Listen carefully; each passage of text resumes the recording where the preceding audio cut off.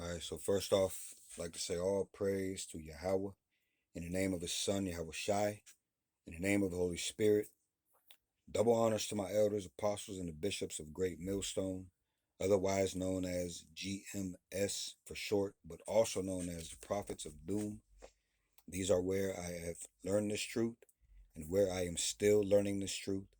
And also, I would like to say shalom to the remnant and the elect of Israel. Lord willing, I'm of that number. All right, so this is another reading of Second Chronicles, the 15th chapter, but this one is going to be in the Good News translation. All right. What we are keeping in mind here is passive belief versus active faith. Asa was another one of those examples besides the likes of David. All right. Noah. Okay. Examples like this that we find in the scriptures. All right. These are people in all of our forefathers that actively, all right, sought the Lord. Okay, this is another example of that. Okay.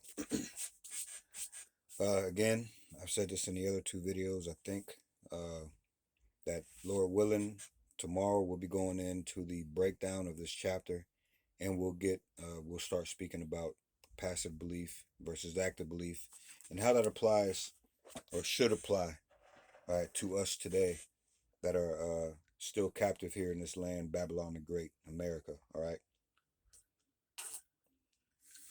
All right. So let's get started.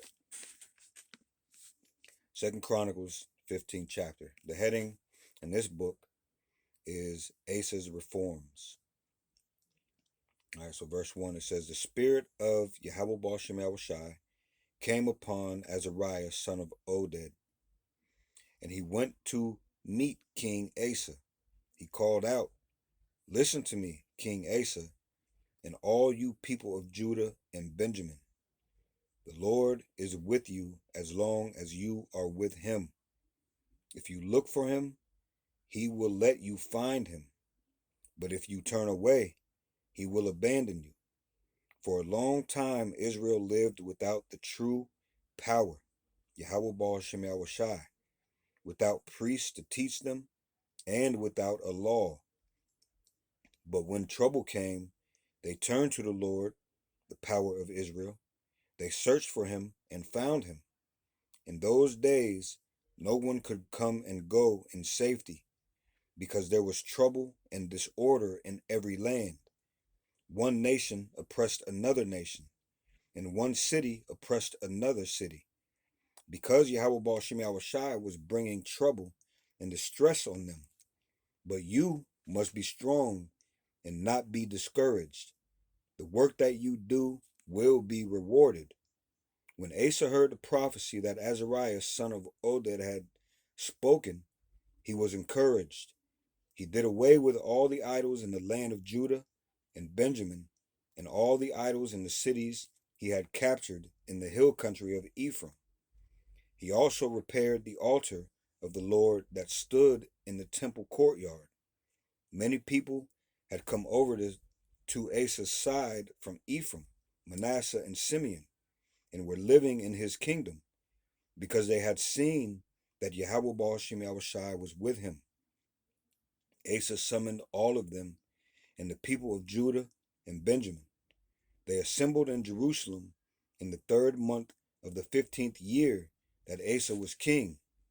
On that day, they offered sacrifices to the Lord from the loot they had brought back, 700 head of cattle and 7,000 sheep. They made a covenant in which they agreed to worship the Lord, the power of their ancestors, with all their heart and soul. Anyone, young or old, male or female, who did not worship him was to be put to death. In a loud voice, they took an oath in the Lord's name that they would keep the covenant. And then they shouted and blew trumpets. All the people of Judah were happy because they had made this covenant with with all their heart. They took delight in worshiping the Lord, and he accepted them and gave them peace on every side. King Asa removed his grandmother Maacah from her position as Queen Mother, because she had made an obscene idol of the fertility goddess Asherah.